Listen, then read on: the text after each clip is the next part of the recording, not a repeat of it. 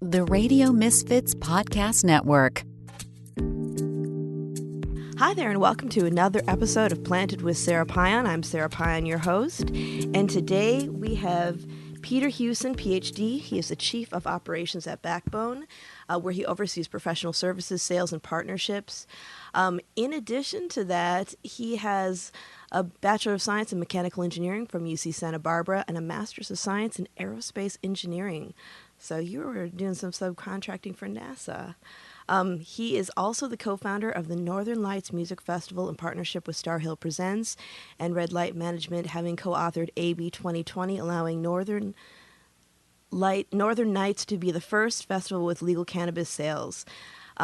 You are the co-founder and CEO of One Log Cannabis Business Park, compliance officer at Mess Ventures, and to date, Peter, you've successfully acquired over 50 cannabis licenses across the supply chain. That's a feat. And welcome. Thank you for being here today. Thank you. Thanks for having me.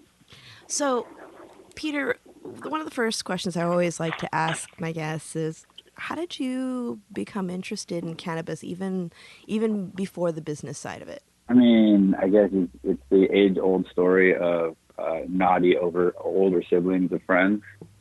And yeah, we actually it was in high school. I was like 16, and somehow it was actually a rock, like just a normal rock you find on the road, but someone had stuck a little metal bowl on it with a hole on the other end. Uh-huh. So we had this little rock pipe. Sounds a little cracky, but it was just a rock pipe. And I just remember it was more, I guess you could say my brain works. It goes really, really fast all the time, and sometimes the cannabis slows it down a little bit and kind of be more present, maybe is the word. Mm-hmm. So yeah, that was really what it came down to, was just slowing down a little bit the mind. Yeah. Oh, I don't think that the pipe thing sounds cracky at all. I think like it was an apple, it was a rock. Yeah. Whatever you could. I too was a precocious teen, but I actually had, my dad is from Iran, and so they used to have this little, they didn't use it. I guess my grandmother did, but it was this little brass water pipe that they had as a decoration in my parents' bookcase, and I snagged that when I was 14. So it's exactly. You know what? That reminds me. Remember chillums, right? I remember everyone was like, "Oh, toilet paper roll." I was like, "No, like paper towel roll." Like the middle of it, the little cardboard piece. Yeah. And so I remember making a pipe. out of that thing, and it was so big, right? So it was on your lips. And I went outside. I think I was grounded. And I went downstairs under the house to smoke. And then I remember I washed my hands and I brushed my teeth, and I thought I was all good, but I forgot to wash the outside of around my lips where the toilet paper. And my mom was like, "Why do your lips smell like that?" I was like, "No, I just cleaned everything." I remember those in the dorms, and we used to stick a dryer sheet in them. Bounce sheets, yeah. Yeah. Dryer sheets, for sure. That was the oldest trick, absolutely. Dryer sheets on the end of a toilet, that takes us back. Oh, man, those were the days. And I think about back then, because I remember the first time I'm from Upper Michigan, so when I went down to Ann Arbor was the first time I had a real pipe, because everything else otherwise was just entirely makeshift. And I think about some of the things that we used as pipes and off-gassing, and my God. Oh, we got creative. You know what? I think my favorite of all time is probably, we used to go, and a lot of why I'm here today is we used to go to Reggae on the River back in the day, and so a bunch of I've been into really hardcore Jamaican dancehall. Uh-huh. And so we used to smoke a chawa. And a chawa is a coconut with a bamboo out of it. And that's what all the Rastas used to smoke at. So one of my buddies would always play new records that we'd get at Amoeba, new dancehall records, and smoke out the chawa. That's yeah. That makes sense. That all comes together very nicely, doesn't it? Right? Yeah. Oh, sorry. You got to keep telling ourselves, right? It's all for a reason. Oh, it is. It is. Well, and when did you decide to actually work in the cannabis industry? What was it that drew you to that? Um, I finished my PhD, 10 years of school. I'd wanted to throw the biggest party I could. And like I kind of told you guys earlier, a few of us and our friends, we misplaced our marbles up on the southeast river at Reggae on the River many years back. So we decided we wanted to go find those marbles. And we started Northern Nights Music Festival. And so it's right on the border of Mendocino, Humboldt. And if you know anything about that area, Reggae on the River was a really big deal there, Yeah. especially for the community. A lot of people you couldn't go to, back in the day, you didn't talk about what you did necessarily, right? If you were a grower. And so your kind of identity in the community was, I'm the vendor coordinator at Reggae on the River. I'm the fence crew, shout out fence crew, at Reggae on the River. And so when that festival stopped happening in 2009, it was almost kind of like with my festival. Mm-hmm. And so when we got there, the first year, some folks checked us out, lost our ass per usual, startup promoter. But second year, a bunch of the local boys came down and said, hey, we were at your event last year. You definitely didn't know it, and we definitely didn't pay. But we all snuck in anyway. We had a good time, and you guys are cool. But you guys need a lot of help. Can we help you, plan some fence posts and get your stuff going because you need it? And so I said, sure. Like, ask for a ticket, right? And, it goes a long way, right, to have people, and people just want to be part of it. They want to build, they want to just hang out, they want to be treated like part of the team. And they just started to really get to know a lot of the local crew. And right around 2015, when legalization started to kind of come out, that's when I was getting permits in both counties for this festival. I was talking to cops, I was talking to the board of supervisors, I was talking to everybody. So like, Peter, these regulators, go talk to them for us and get us our permits. I said, okay, that sounds like a interesting project. And so I just started that, but per usual, right? When the industry's starting like that, you're not just getting a permit, you're helping them start their business from the ground up. Right. And you're paving the way for a lot of other people to be able to do what you're doing.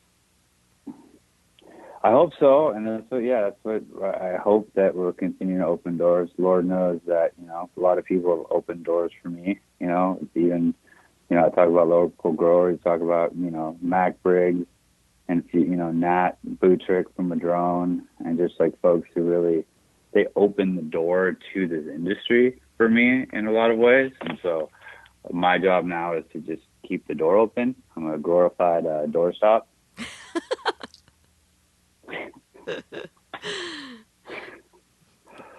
Well, and you also, in addition to doing all the stuff up north, you were part of the reason that they were able to have the first sales at the big festival in the park, Outside Lands, right?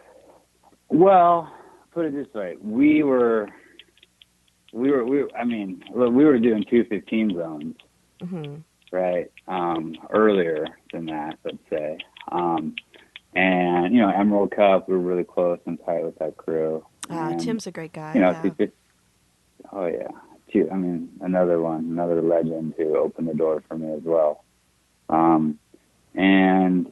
would say we had our eyes on this the whole time. We were doing these 215 zones. We had our program. We knew how to do sponsorships. We understood how to do it and how to set it up, but we just had to be careful. And so when these temporary cannabis event permits came out with the legislation, the state could only govern the state. They left a lot to local jurisdictions in California. So when they said for the temporary events, they weren't going to overstep their boundaries. So they said you could do it at a fairground because that's state owned, at a state fairground, right? So they had jurisdiction over it, so they could allow it. But without, and all the other localities, counties, and cities, they were trying to get their first, cultivation ordinance, right? And retail ordinances up and running. They didn't want to hear about cannabis events yet. So as people, Humboldt was super progressive, right? They were always on top of it. They had the first EIR. They got ahead of it, and it's really helped catapult Humboldt and be able to get them into, they've got a really big square footage in Humboldt because they got ahead of it. And they got a lot of people permitted early. And so Steve Lazar up there was very receptive when I was saying, look, like, this is coming, cannabis events are going to be a thing. There's already some regulations out for fairgrounds.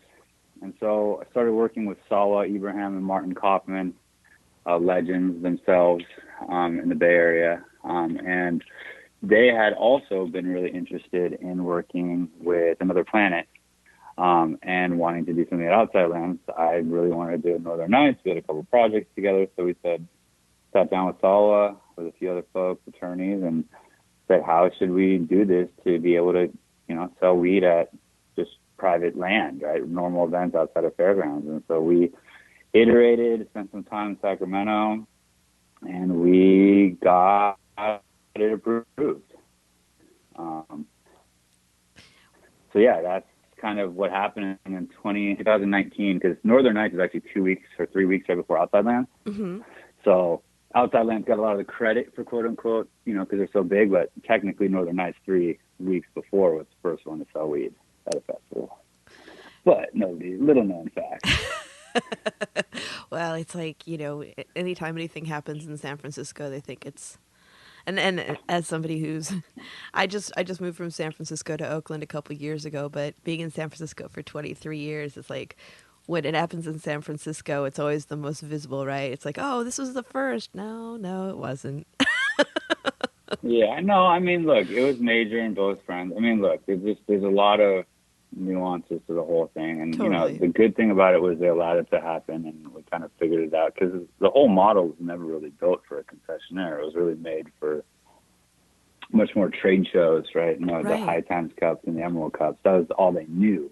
But this whole concept of a concessionaire, right, Yeah. with one distributor, wasn't really necessarily what things were set up for. So we played with it, got an idea for it, and, really, it's tough though, right? Because everyone's like, well, how much money are you going to make? It's like, well, guess what, man? Hold on. Proof of concept, number one. Number two, if you cannot compare it to alcohol, like, why? For various reasons. Number one, can you imagine if you went to a festival and there was one beer booth way out in the corner in the woods, and you couldn't get beer anywhere else? Yeah. Right? Like, that's what these zones have been to start here. They're just out. So not a fair comparison yet, but 2020 was going to be our year for both events, Outside Lands and Northern Nights. We were going to try and go for like multiple areas, right? So that you actually can sell and more, it's cool, right? Branded activations at different stages. That's nothing new. No, not at all. And it kind of, it also caters to the interests of the people attending, because some may be more attracted to like a sun-grown brand. Others might, be like, say, if Burner had, a booth at a place, they might be more. Yeah. And you can also do it by stage, right? If a certain stage usually has a certain type of music, then there's a certain type of clientele. You can cater to the clientele. There's a lot of really creative ways that you can do that. And so that's where we're headed. That's where we'd like to go. And there's I know the big groups are all going to be coming in soon into this space, because we laid the groundwork, and I hope you'll participate. Yeah. Well, for me, like, I've done event production through the years, and especially when something is first starting out, I always say, hey, it's a success if I break even. But what do you look at? Right. Because usually you lose your pants on the first one because people are still catching on to it. But what do you see as like earmarks of success through that process? Earmarks of success. Not getting shut down. Yeah, huge. One. Passing the audits after the fact. I think laying down the framework for all of the different pieces of the puzzle. You know, alcohol, there's really only three. You've got the promoter, you've got the concessionaire, and you've got the distributor. But in the cannabis framework, you've got the distributor, you've got the retailer, concessionaire, you've got the promoter, but there's this cannabis event organizer. Mm-hmm. So there's this fourth piece of the puzzle. And when you have a fourth piece of the puzzle, it's exponential the amount of agreements, right? Because now you have, you know, there's one with each one, there's one with two of them, and then there's also the agreements with the vendors outside and the sponsors, right? And so it added a layer of complexity, but sometimes you look at a layer of complexity, there's also an opportunity to flex the system, I guess is how I might call it. Mm-hmm. And so, you know, I think that was a big one, just to get all the agreements properly done and in place, and to kind of set the standard of how this can work, and that, you know, it's not rocket science, right? People are going to figure it out. Right. But I think it's just all the compliance pieces. We didn't have metric at that time either. And, you know, you have to get everything. And then I'm not going to name any names, but when someone showed up with a gun to punch them. So it's like getting the idea of like, come on, like you get charged for that, right? So we call it touch points in the industry, right? And if you show up and someone has to touch 1,000 individual pre-rolls, you should be charged accordingly. But a lot of that, this is the first time intaking that much cannabis into an event. So it was just a lot of learning experiences on that front, right? Right. Right.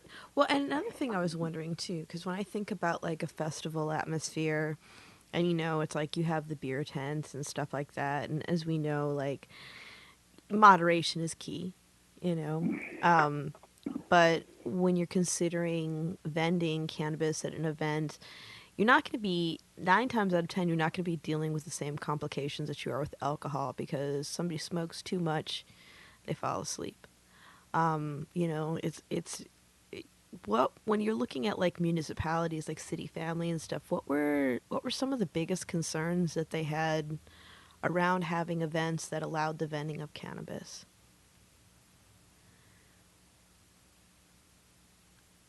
Say that one more time. Sorry. Oh, sure. So, you know, because, you know, we've been living with like events that have had alcohol, and, you know, it's like a person can put themselves in a bad situation if they drink more than they should, right? But when we're looking at cannabis events, like it's kind of a matter of educating, you know, city and county to know that it's by far a safer option, because you're not going to be having anybody smoking too much and getting in a fight or getting really sick or something like that. But they're still going to be having, because it's new to them, they have a little bit of reservation around, you know, creating policy around it. And I'm just wondering, like, what were some of the biggest worries that policymakers had around creating the ability to have these events with cannabis?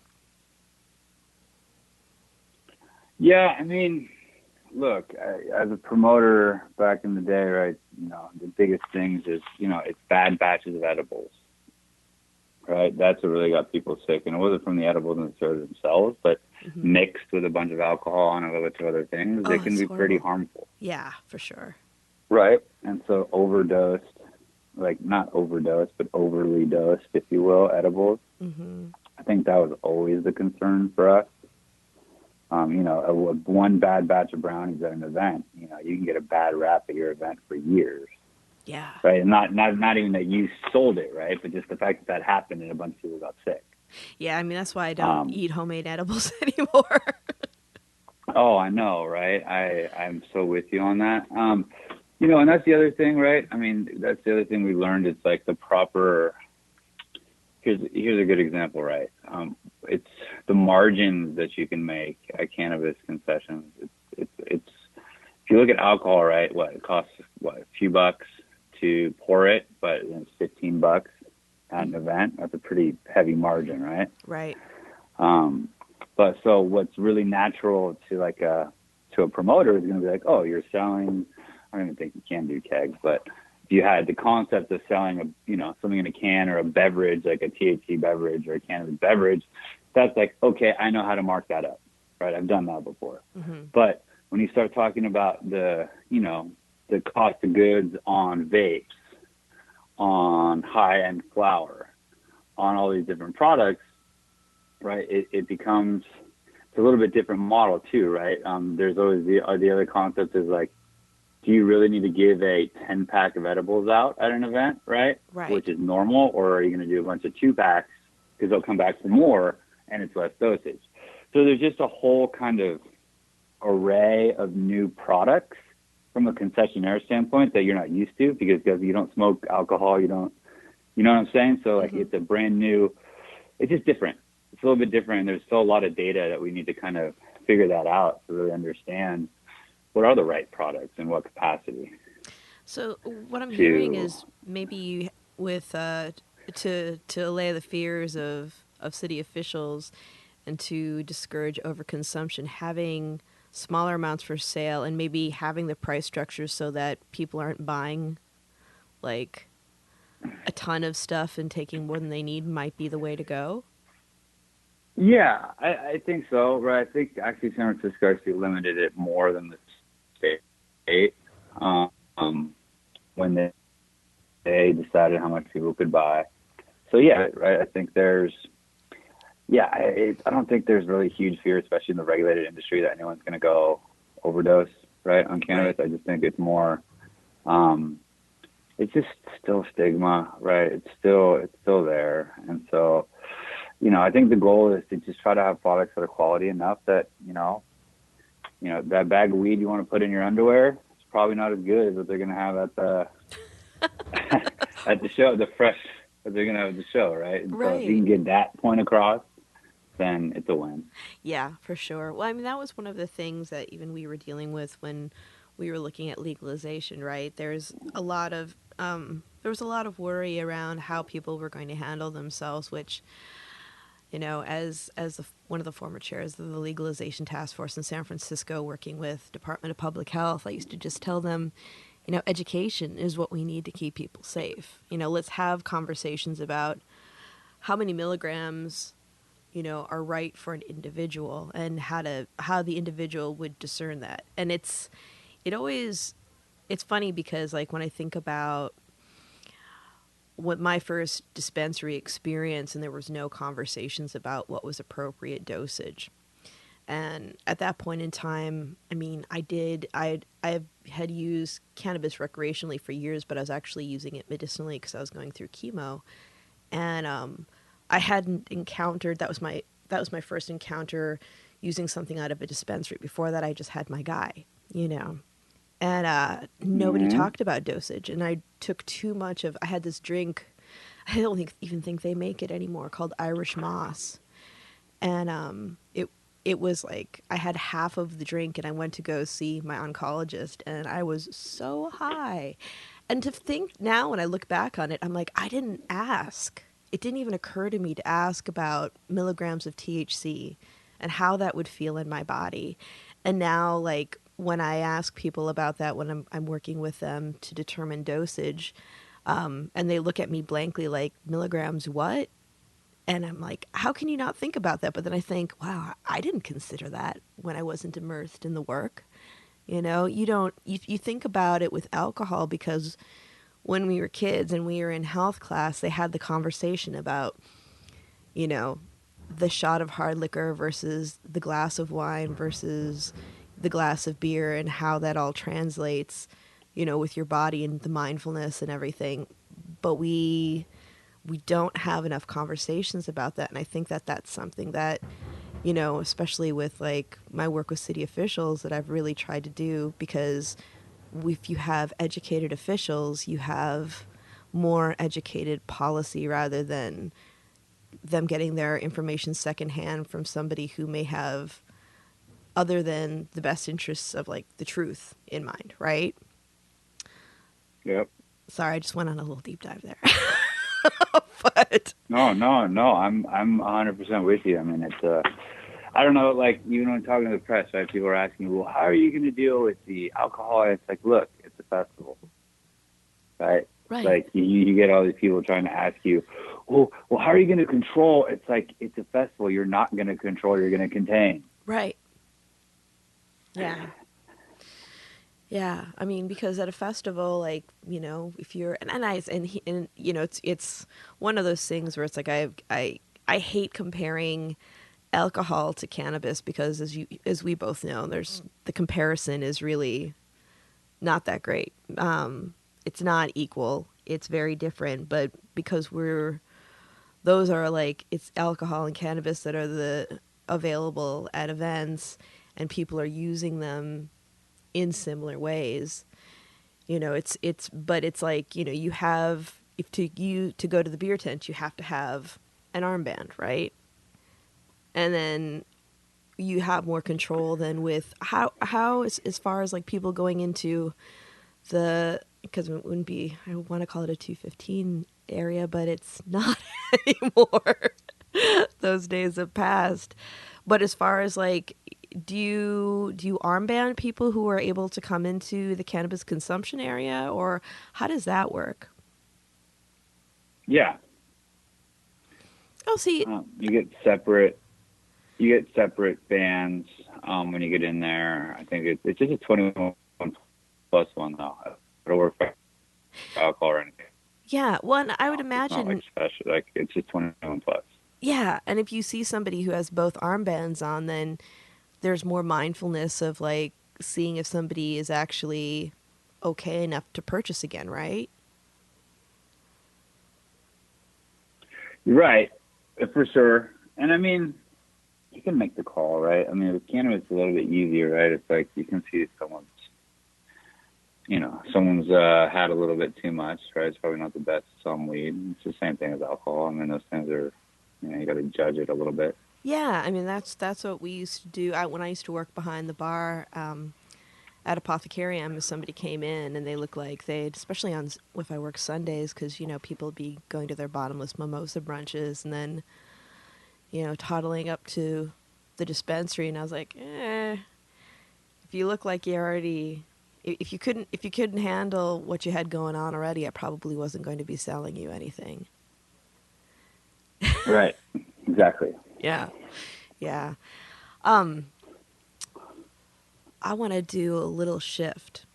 We've been talking about a little bit about vending at events, but I'd like to hear about Backbone and what's going on with your work with supply chain management, because when I was reading about that, that really illustrated for me the maturing of the industry, especially with the fact that I was looking at your team, and it looks like you have a lot of seasoned professionals, not just in the tech field, but also in the cannabis field, which I think is awesome because I always, there's that saying about, how the wise person surrounds themselves with experts. They identify their experts.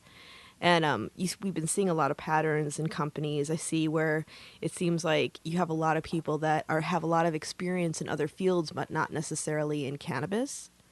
Or you have people who are seasoned cannabis veterans, but don't necessarily have like the technical business expertise that they need to take them to the next level. And it seems like you have a really strong combination of both for the company. Well, or we complement each other, right? Exactly. I mean, I think what you'll find in this team, I guess put it this way: this company was started sitting Southern Humboldt, trying to understand where the weed went. Yeah. After it left the farm, right, and just didn't really have, you just split with the manufacturer, or you just, you grew something.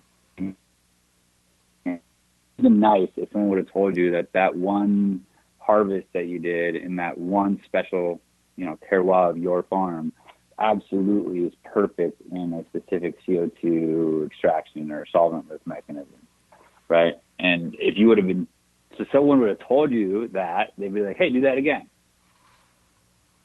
right? Mm-hmm. And so trying to get that feedback loop, right? And so I was managing a good amount of licenses at the time. In Humboldt, we had to start with SICPA, This is like they govern cigarettes and other things, and it was a really crappy. I mean, I remember using that system, trying to figure out what happened in 2017, and then filed everything, and I was looking at it, and I was like, I don't even know what we just did. I don't know how a regulator's going to figure out what we just did. But then Metric came along, a little bit more intuitive, but even Metric itself, right? It was so many people who have heartache. It was built for cultivation. Yeah. It was built for retail and cultivation. All these seed-to-sale systems were built. This concept of a package was made for transfers, right? But so this whole idea of a package from a package is kind of an afterthought. Mm-hmm. And so there's a reason it doesn't really make sense for the center of the supply chain. And so that goes for most of the seed-to-sale systems, right? They're very light, very shallow. They cover the compliance bases but not the business bases. And then you look at ERPs and, these big monster Goliath systems, which they certainly can handle the business aspect of it. But cannabis, we don't need that yet, right? And it's a little too much. And so there's this kind of middle ground, which was like, how do you get something that's intuitive for the operator, but that is deep enough that your finance team and your accountants and your C-suite are going to say, okay. So that's when, we tapped, and we're just a bunch of operators, and we just tapped Silicon Valley, our network, and our CEO, Rajesh. He had come off an early exit, marketing analytics or sales analytics. I think it's now part, the company Heighten is now part of the LinkedIn Navigator deal space. And we told him about the problem, and he kind of reluctantly said both, unfortunately, I didn't want to do another startup, but fortunately for you guys, I wanted to solve this problem in NetSuite 20 years ago, where he was head of analytics at NetSuite. He had always had this concept that, look, if you build it for the finance guys, right, it's going to be great for them, but it's not necessarily for operations. Right. And so, but if you build it for the operations team and the boots on the ground and the graveyard shift, you build it for them and it meets finance needs, it's a win-win. Mm-hmm. And so that's really what we did, and we focused on visualizing, right, and making it really easy for the operators. And so that's where a lot of this started. We interviewed a lot of folks and just really started to get a deep understanding of what the problem was. We brought in some really strong folks from Sage and Intuit, and we started building. And the cool thing about Backbone is that there's no concept of a plant or a package or a gummy. It's just objects, right? And you represent in processes. You make them whatever you want them to be. And so it's a much more enterprise approach to it. But we started on the operator side, looking at the seed to sale inventory, et cetera. So it's been a really cool kind of blend of both, like you were saying, where the technology team has really taught all of us on the cannabis and operations side to say, hey, this is how you scale, this is how finance, this is how your general ledger works, right? Even the word ERP, people throw that around, and it's like, no, it's not an ERP. No, you don't have a general ledger in your system. That is not any of that. You have an inventory module. And so just all of the basics there, we've really gotten, from quality management systems, manufacturing, materials resource planning, just all, and that's for us. And on the flip side, you're teaching these developers on what a batter and a shatter and a butter is, and teaching them the butter and batter and batter. It depends on the part of the state you're in. And if you're in Oklahoma, you call it caviar. Right. Oh, that's funny. It's like I think about like when I was behind the bar and all the tech people that I probably sold a lot of that stuff to. Right? Yeah. Yeah, no, absolutely. And that's the big thing though, right? I think we've been culturally sound. I think, you've got a bunch of people who were kind of, wanted something different and work a little bit more meaningful work than Silicon Valley Classic can provide. And then you had a bunch of us operators that, we can work for one company, right? But is that really the best use of our gifts or of our skills, where you can actually help the industry and help many companies? And so it's kind of a cool blend of both sides of the equation, saying, I'm not quite happy in this, but unified, we provide a very unique team, a unique offering that really has a boots on the ground perspective, but at the same time knows how to scale it. Yeah, yeah. I really see like the blend of talents is like this next step in innovation and maturity of our work. And when you're question, And go oh ahead. no, what were you going to say? I'm sorry. No. It's just, I guess it's the fundamentals, right? You can have the magic, you can have the fanciest stuff in the world, right? But if your operators can't use it, and so I think that's still like, yes, we've got very powerful, sub-ledger integrations, and yes, we are, we can compete with the bigger players in the space, but none of that matters if the operators can't use the system. Right. And so I think in more ways than one, we're still there. Yeah. Yeah. Right. Whether it's seed to sale, backbone, you name it, like we're still in like getting operators to use the system. Yeah. There's definitely, we have a ways to go. Everything is kind of in its infancy, but kind of riffing off of, things actually working. Just thinking Well, it's about, live data capture. yeah. It's live data capture, right? And so people charge, what happens is you get these companies who charge by user.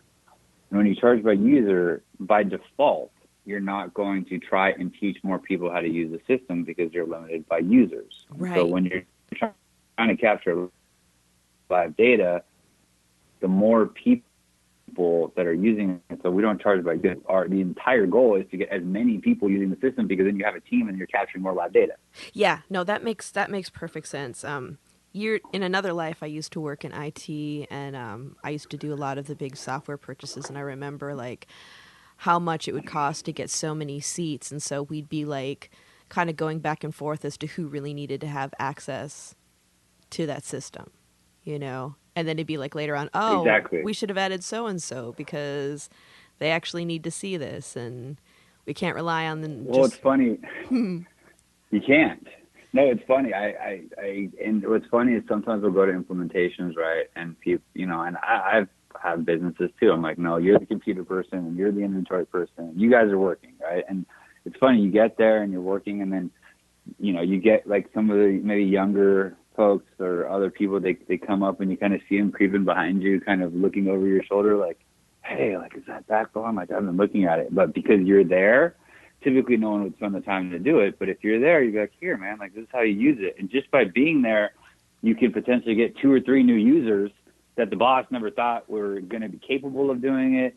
And so trying to empower those boots on the ground operators, sometimes, like, they have really, really good ideas about how things should go and how they should be measured and maybe ideas on how to do things differently, but they don't always want to step up, right? They don't want to be on the hook for messing anything up. But if you have a system that can kind of really show everybody, say, hey, look, like, if we do this differently, like, see what happens, and you kind of empower the group problem solving, right? Not this kind of hierarchical, top-down approach. It's really a bottoms-up approach. Well, that sounds like an opportunity for professional development. There you go. That's exactly what it is. And that's really, in more ways than one, you look at like social equity and everything else right now, right? There's so many cool things happening there, and there's just really good opportunities for professional development with tools right now, and get a lot of more people just kind of understanding. Yeah, absolutely. I think that professional development, I foresee it. Shout out Amanda Friedman, who's leading the charge over at Cookies, who's doing Green Flower Media right now, and a really cool program we're doing at One Log with Trim for cultivation, Meadow for retail, and Backbone in the middle. We've got all the licenses there, and we're hosting there's like 7 events with Green Flower Media this year where we're going to be taking folks for workforce development, teaching them how to operate software in each portion of the supply chain. Oh, that's awesome. That's really necessary. I mean, that kind of engagement is what creates more retention, because that's one of the biggest things that I see people talking about where they're running businesses is just the high turnover in companies, and a lot of it has to do with people getting bored and not feeling like, I mean, you can't work at a place for a year and a half and expect to be C-level when you're done, but you should be able to be learning something while you're on the job and feel like you have things to add to your resume so that you can grow in the industry. Absolutely, and we're still just getting there, right? There's just so much open, and it's fun. That's what makes it exciting, is that no one's telling you necessarily how it's supposed to work right now. Mm-hmm. You are saying, well, this is what feels right, and let's adapt. And the writing is not on the wall yet. No, it's not.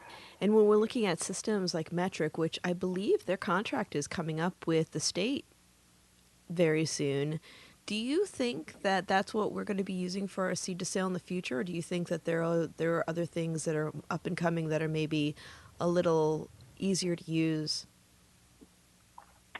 I'm going to pick my battles here and choose my words carefully. Yeah, I totally get that. I was actually going to say, and if you don't want to answer that question, I totally get that too. No, it's like, put it this way.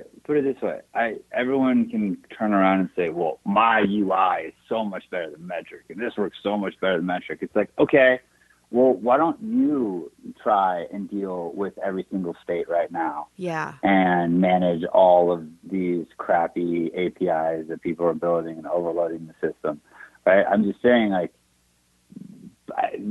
sit in their shoes for a moment and see what they're doing and what they're dealing with.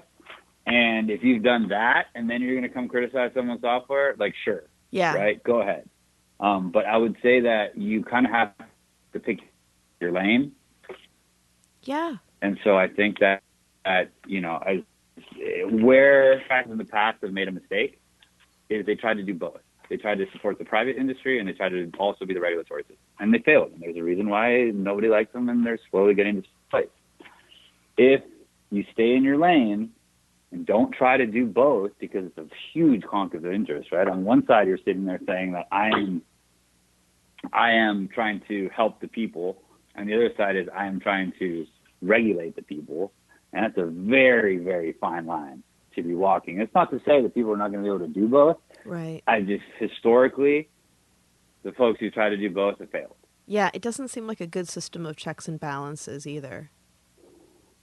Right. Well, who knows, right? I mean, at the end of the day, you can call it blockchain. You can just call it a system of record, right? And as long as it's transparent and nobody on the regulatory side is messing with it, and then that's the name of the game. Mm-hmm. Right? So it's what do we call it? We call it radical transparency.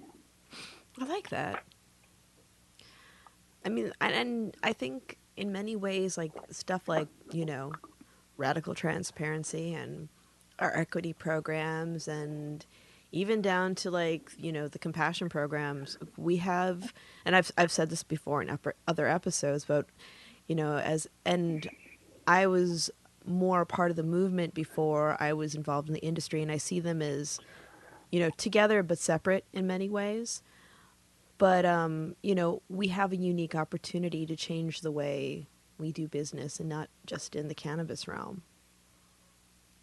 No, we can set an example in cannabis for what industry and how agriculture and technology and big money can actually potentially, big and small money, can coexist. Yeah. Yeah. I'm really excited about that. I think that could just go in many different directions. And I feel like there are so many people that are passionate about doing it right and willing to be involved to do that,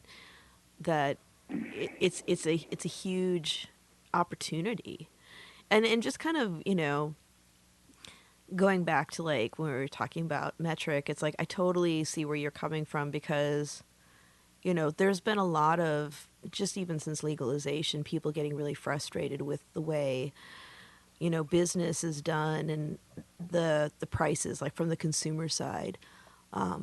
When we first started legalization, I remember having especially a lot of my senior customers, and it's so weird because for years we called them patients, but, people who'd visit the dispensary and having a lot of tears because they weren't able to afford what they needed to help with their pain. And being angry at, the dispensaries or the producers for the high prices, and really having to break it down for people. Like, I actually looked at it as like a opportunity, as to call it Stoner Civics 101, We always joke, we're trying to make the software stoner proof. Yeah, exactly. But it's a great opportunity to understand how systems run and how we can influence them, and as individuals, how we have much more power than we think. We don't have to sit back and be like, "Oh, this is so expensive and it's your fault and it's your fault and it's your fault." It's like, get active.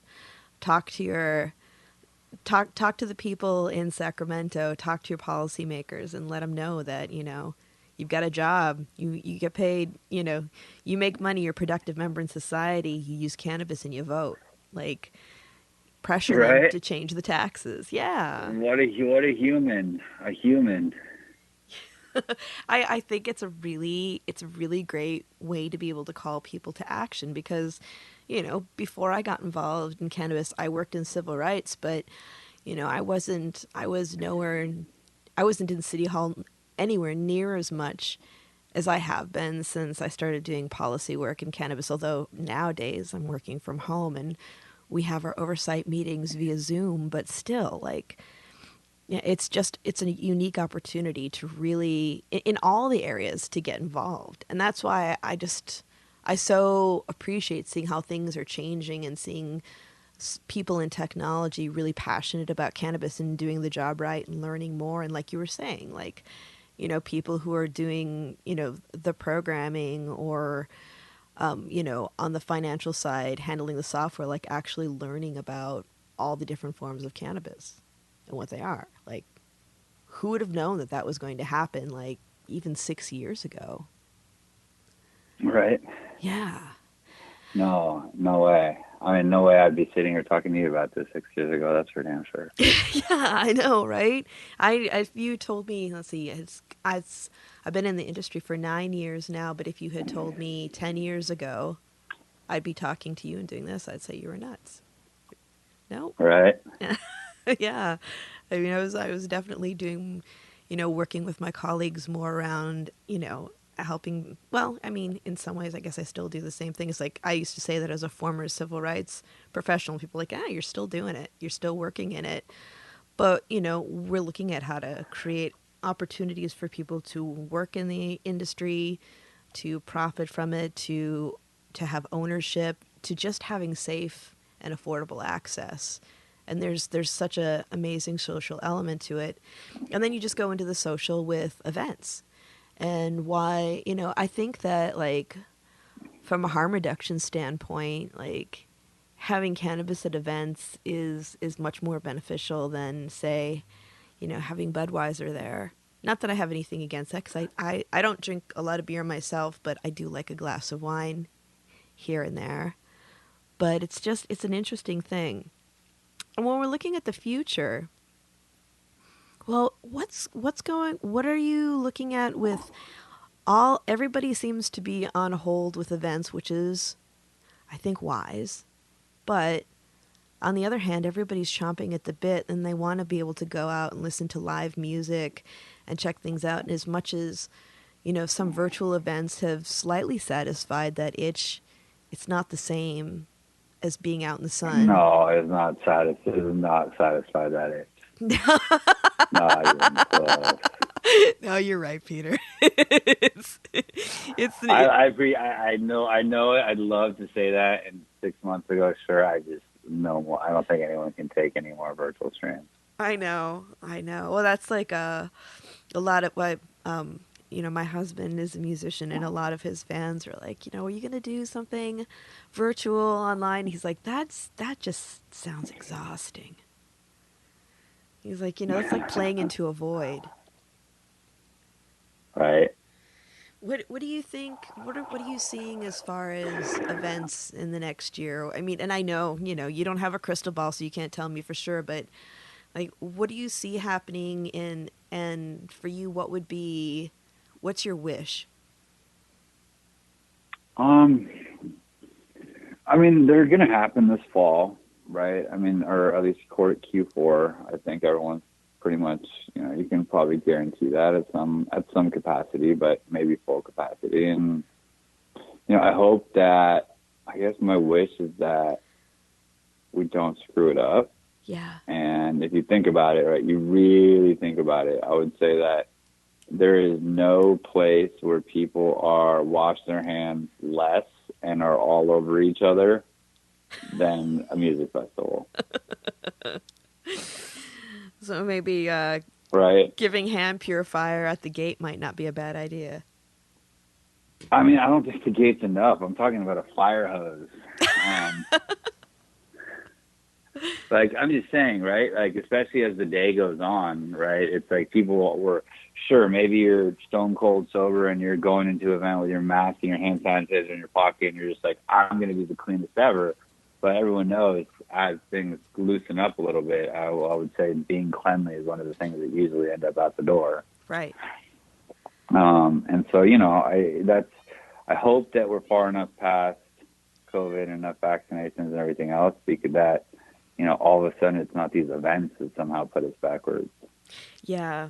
Well, when I look at like what was it? There was a band that was doing little bubbles that people were sitting in during the concerts, and my first thought was that just looks like a hot box situation waiting to happen. Right. Was it the Bare Naked Ladies that were doing that? I can't even remember. I think it was. But I kind of I'm really curious to see, and my biggest wish is for people to be safe. And if you're hearing a cat yelling in the background, it's Jasper. I opened the door for him and everything, but he's telling me that he wants me to to go pet him, and he doesn't always get what he wants.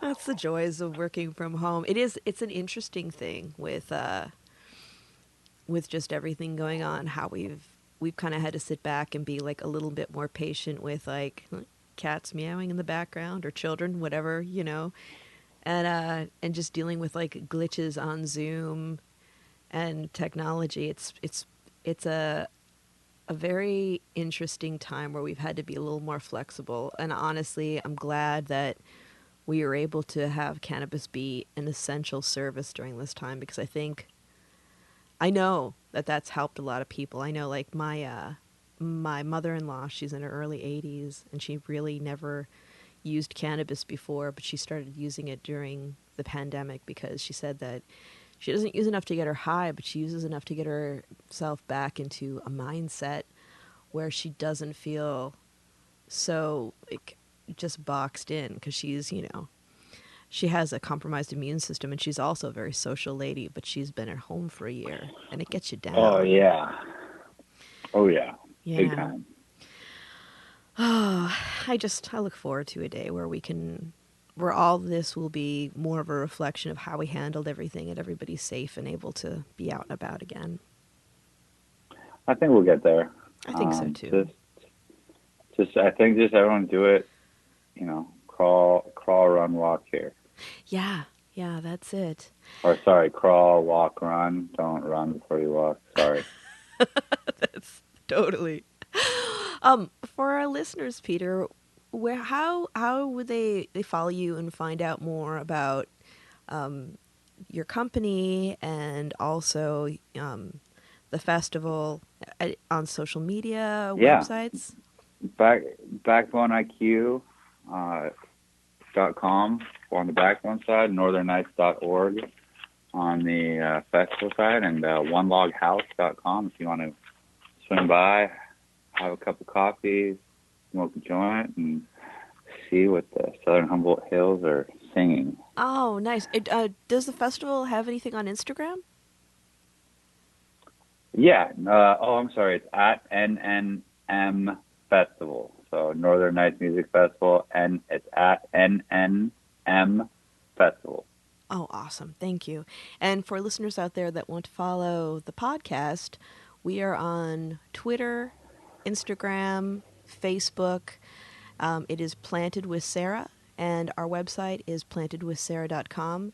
Podcast is also available on Pandora, Spotify, TuneIn, Stitcher, Amazon, Apple, Google, anywhere you listen to your favorite podcasts. You can also get to Planted with Sara. Peter, thank you so much for being with us today. It was a pleasure talking with you, and I'm really looking forward to festivals opening up and being able to check out some reggae at your festival. Yeah, no, I appreciate it. Thanks to everybody, and we're gonna everyone keep chugging along here. We got this. Keep your head up. Stay safe. Yep. Smile. Smoke a joint about it. Absolutely. Thank you so much, and we'd love to have you back anytime. Awesome. Well, hopefully see you guys up on the river this year. I know. And for everybody out there, remember we are at 2 episodes a month, so check in again. We will have another episode in 15 days. And in the meantime, stay safe. It's a crazy world out there, so be good to each other. And until next time, we'll see you then.